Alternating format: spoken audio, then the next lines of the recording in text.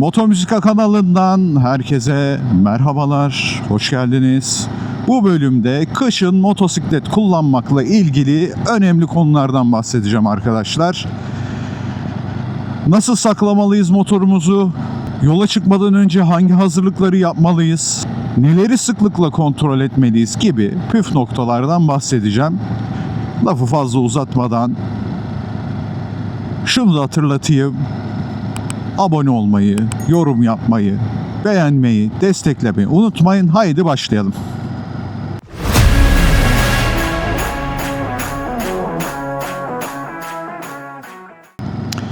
Birinci madde arkadaşlar lastikler. Lastikler soğukken kontrol edilir. Motosiklet lastikleri ısındıktan sonra basınç farklılıkları çok olacağı için fabrikanın verdiği verilere yakın bir basıncı lastiklerde oluşturmanız çok güç.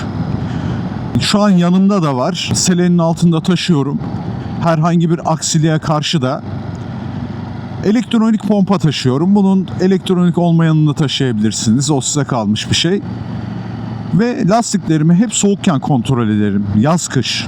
Ama kışı yazdan ayıran bir konu var. Yazın 7-8 günde bir kontrol ederken kışın minimum 3 ya da 4 günde bir kontrol etmeyi tercih ederim.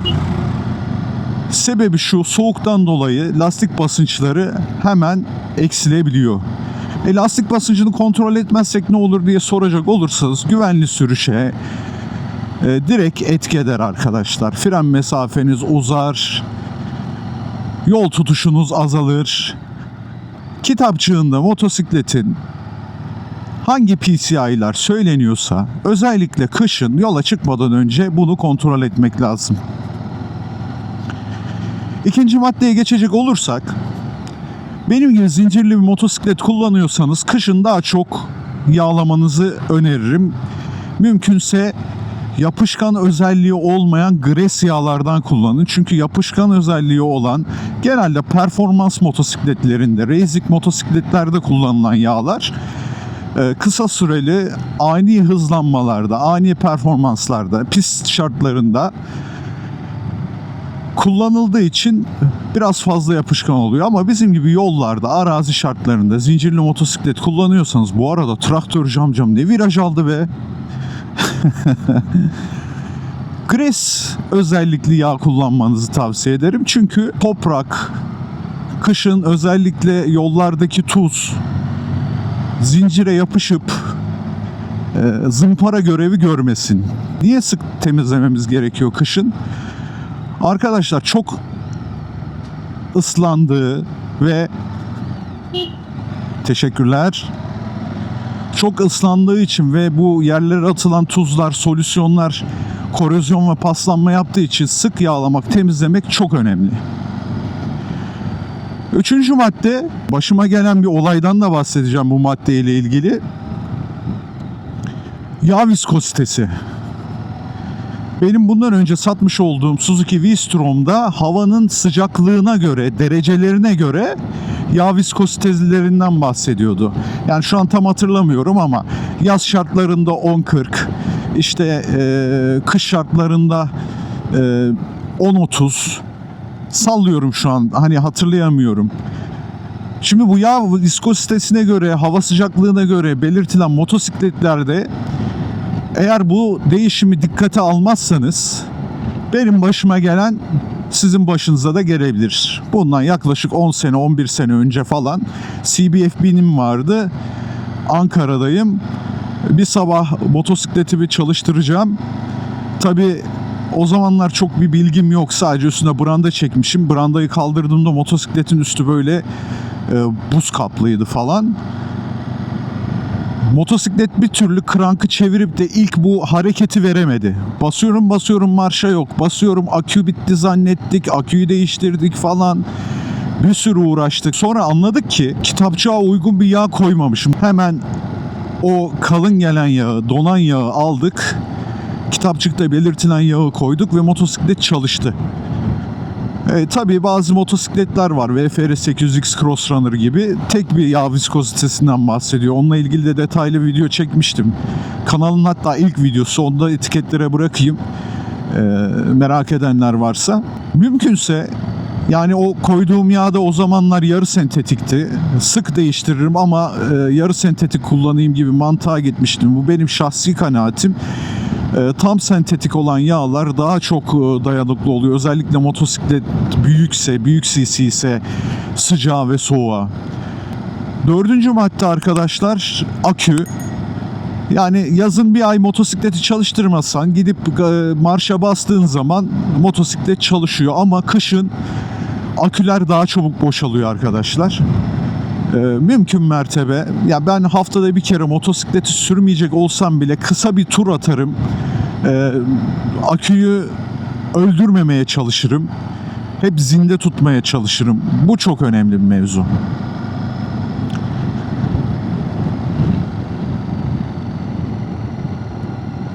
Beşinci madde arkadaşlar, ben motosikleti kışın sürdükten sonra garajıma koyacaksam, brandayı üstüne çekeceksem, nereye bırakırsam bırakayım,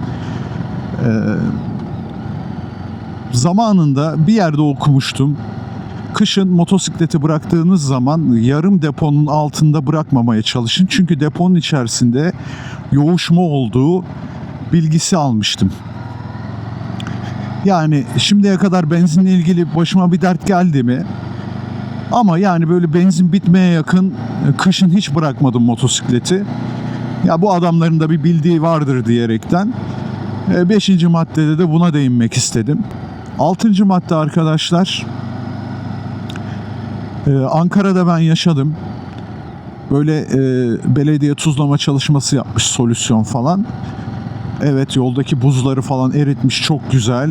Ancak tecrübesizliğime denk geldi. VFR'de yaşadım bunu. Solüsyon bir kere yapıştıktan sonra veyahut da tuz veyahut da o pislik neyse yapıştıktan sonra boyayı eritiyor arkadaşlar.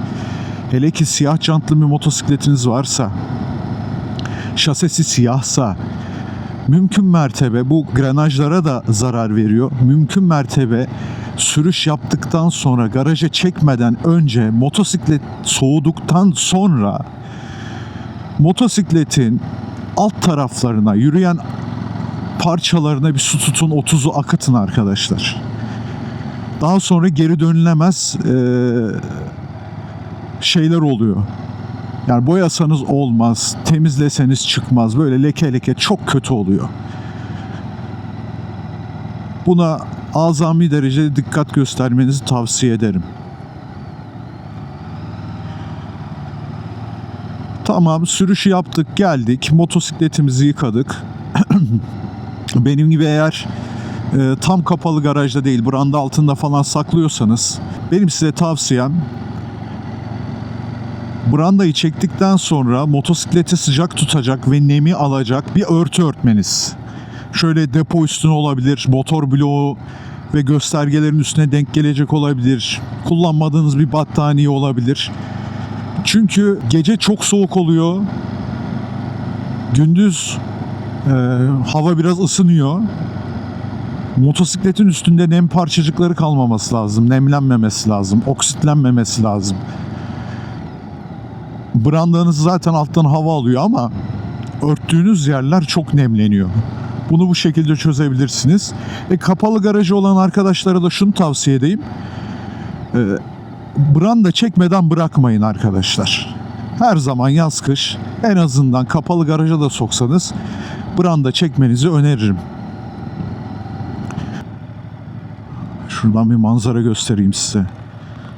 Yine dağlara doğru çıkıyoruz. Kaçıncı maddede kalmıştık? Bir sonraki madde şu motosikleti tabi branda örtmeden önce kesin soğuduğundan emin olun arkadaşlar. Özellikle egzoz tarafı brandayı yakabiliyor. O egzoza yapışan iz veyahut da şasenin çok sıcak olmasından dolayı şaseye yapışan bu naylonu temizlemesi çok zor oluyor. Şimdi brandayı, motosiklet soğudu, brandayı çektik, bitti mi? Benim size naçizane tavsiyem, eğer orta sehpalı bir motosikletiniz varsa bunun gibi, ön lastiği, arka lastik zaten yerle temas etmiyor, ön lastiği de yerden kesmeniz gerekiyor. Bunun için tahta koyun diyenler falan var ama ben daha güzel bir yöntem biliyorum. Hani şu buzdolapları falan taşınırken köpükleri olur ya, beyaz böyle ufalanır. Ondan bir köpüğü ön lastiğin altına koyarsanız lastiğin ovalliğini ve karkas yapısını da bozmuyor. Köpük zamanla lastiğin şeklini alıyor ve hem de böylelikle lastiği yerden kesmiş oluyorsunuz. Soğukla temas kurmasını engellemiş oluyorsunuz. Benim dikkat ettiğim mevzular bunlardı arkadaşlar. Kaç madde oldu, 10 madde oldu mu bilmiyorum.